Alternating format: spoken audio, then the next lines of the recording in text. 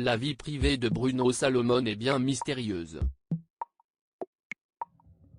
Et pourtant, si l'on en croit diverses sources, le comédien et humoriste a vécu une jolie romance avec une personnalité très importante du monde du cinéma, mais aussi du monde de la politique. L'ancienne élue de son cœur, Julie Gaillet, tout simplement. Si est ce que révélaient Sohasig Kemne et François Obel, en 2016, dans les pages de leur livre commun Julie Gaillet, une intermittente à l'Élysée.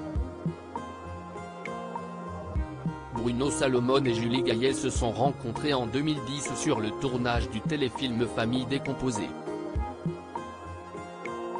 Divorcée du cinéaste Santiago Amigorena depuis 2006, la réalisatrice a succombé au charme et aux petites blagues bien senties de son partenaire. Pour autant, ils n'ont jamais trop souhaité évoquer cette idylle, ni pendant, ni après. C'était pourtant une jolie histoire de terre et de mer entre ces deux-là, qui se retrouvaient discrètement, à l'époque, dans une maison sur les bords de la Marne.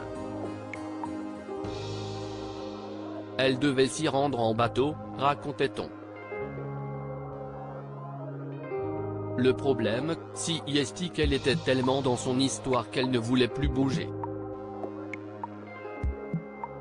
Elle décalait toujours les rendez-vous qu'elle avait à Paris pour rester avec lui. Si est vieux comme histoire dit donc. En 2012, après 2 années d'une belle complicité, ils ont fini par se quitter. Quand elle a accepté de tourner dans Nos plus belles vacances, le premier film de Philippe Lelouch, Julie Gaillet avait appris à son entourage professionnel qu'elle s'était fait larguer.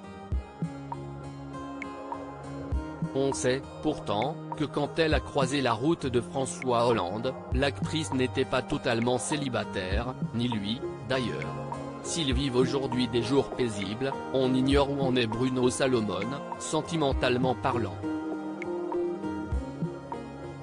Si est vieux comme histoire dit donc, vous sortez de vieux scoops, plaisantait-il récemment à propos de Julie Gaillet sur le plateau de l'émission Je t'aime etc., sur France 2.